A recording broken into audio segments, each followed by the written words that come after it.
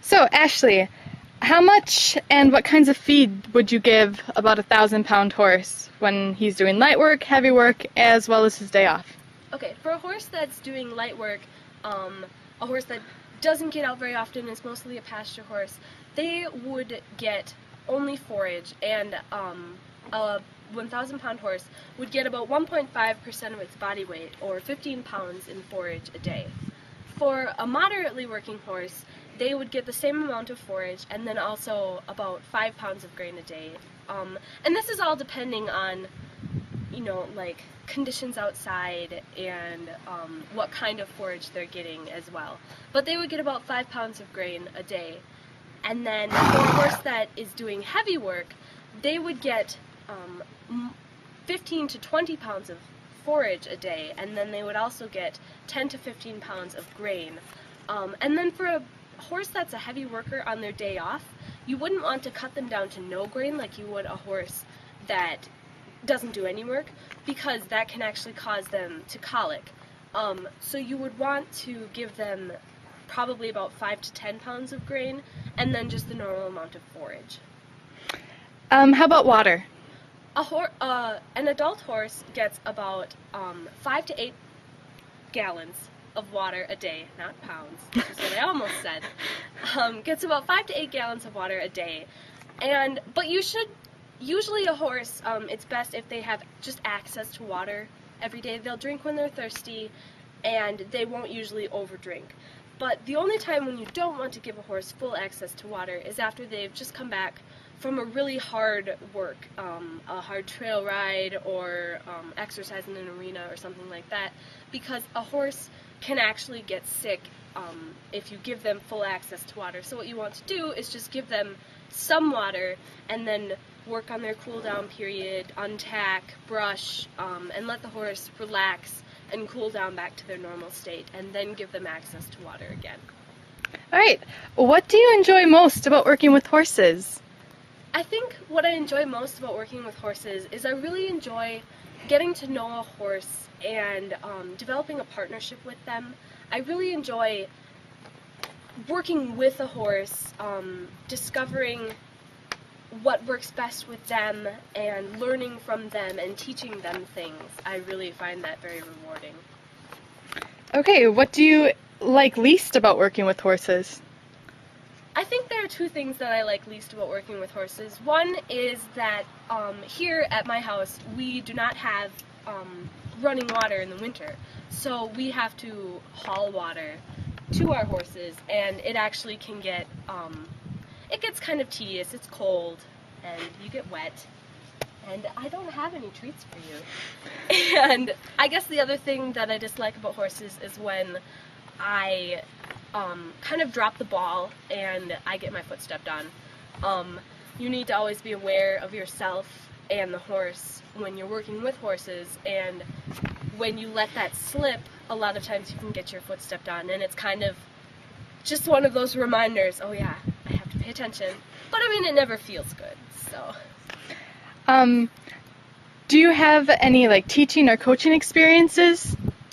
My most recent teaching experience, and coaching as well, it's a teaching and coaching, but is working with a program called We Can Ride, which teaches mentally and physically disabled adults and children how to ride. It's a therapeutic riding program, and I volunteer with it, and there's an instructor in the ring, but as the volunteer I am more up close and personal with the client, so I'm really working with them to teach them how to act around horses, what they should and shouldn't do, and how to become a partner with their horse, and also how to ride, posture, and how to do things like rein on a horse. And I found the whole experience really rewarding. I had a 7-year-old that was one of my clients, and she had never been on a horse before, and it was really rewarding because by the end of the 6-week program,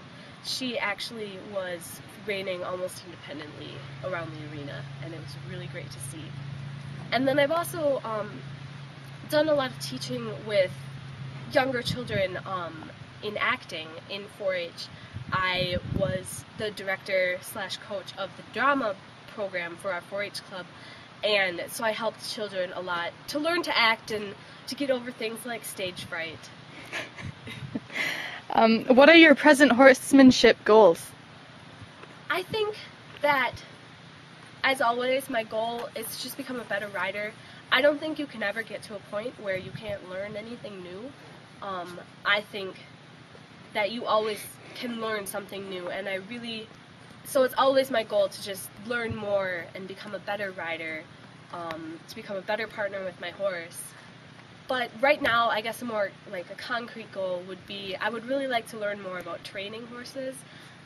I've done some training with my horse since I've gotten him, and it's been a lot of fun, but a lot of it's just been getting to know him and him getting to know me. So I would really like to learn more about how to train horses and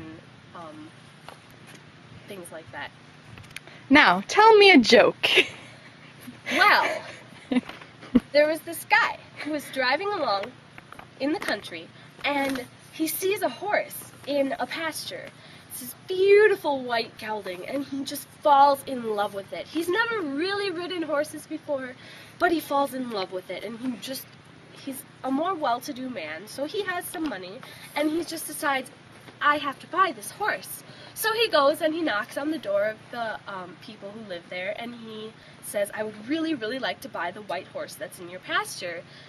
And they kind of say, oh, well, I mean, he's really not for sale. But the man pleads with him and pleads with them, and finally they say, okay, we will sell you the horse. But there's something that you have to know about this horse. He's not like a normal horse. When we trained him only to respond to Bible commands. And so when you want him to go, you would say, thank God.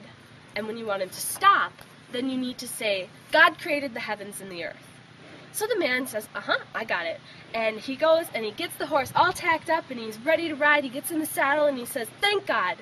And he's riding along, and he's just having a really great time. He loves it. He can't believe, that he's lucky enough to have just purchased this gorgeous horse. And as he's going along, he looks ahead of him and he sees that there's a really big cliff in front of him, and he kind of needs to stop the horse. But he can't remember what to say. So he just starts spewing out every Bible verse that he can think of, and nothing's working. The horse just keeps going, and he's tugging on it, but the horse just keeps going and going. And all of a sudden, he's at the edge of the cliff. The horse's hooves are like inches from the cliff, and he just can't remember. And all of a sudden, he gets it, and he says, God created the heavens and the earth. And the horse stops right there. And the man heaves a huge sigh of relief and says, thank God. Thank you, Ashley. Thank you for watching my video, and thank you to Mac for participating.